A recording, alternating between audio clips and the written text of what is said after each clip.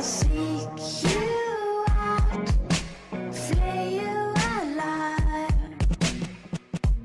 One more word and you won't survive.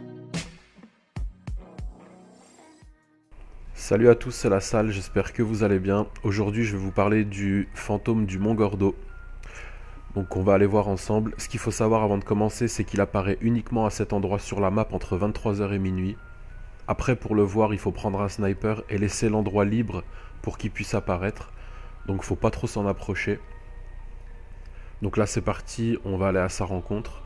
Donc vous faites comme moi, arrêtez-vous au niveau du sentier.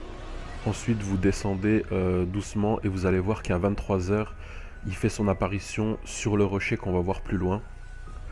Alors je vais vous montrer sur le téléphone qu'il reste quelques secondes avant qu'il apparaisse. Donc là voilà, il va apparaître, c'est bon. Je vais vous raconter son histoire. Donc ça commence en 1978. Il y avait Jolene, la femme que vous voyez là, et son mari qui s'appelle Jock. Donc vous verrez par la suite comment on connaît son prénom.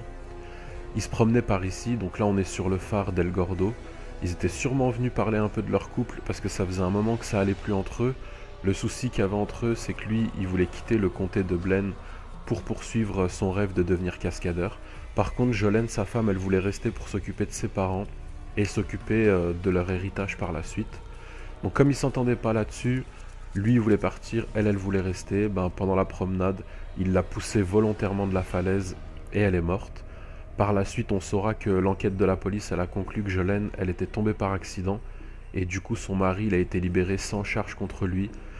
Depuis ce jour-là, l'esprit de Jolene, il apparaît ici, donc au sommet du Mont Gordo la nuit, entre 23h et minuit.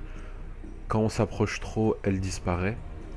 D'ailleurs, elle a toujours un regard flippant, elle flotte dans les airs en se déplaçant légèrement en rond.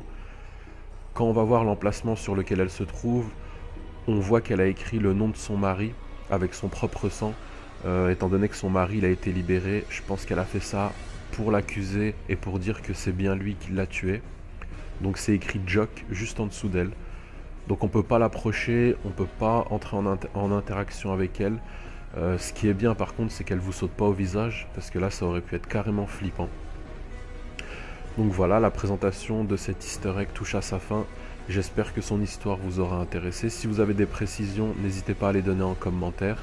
Et moi je vous dis à la prochaine. Ciao ciao.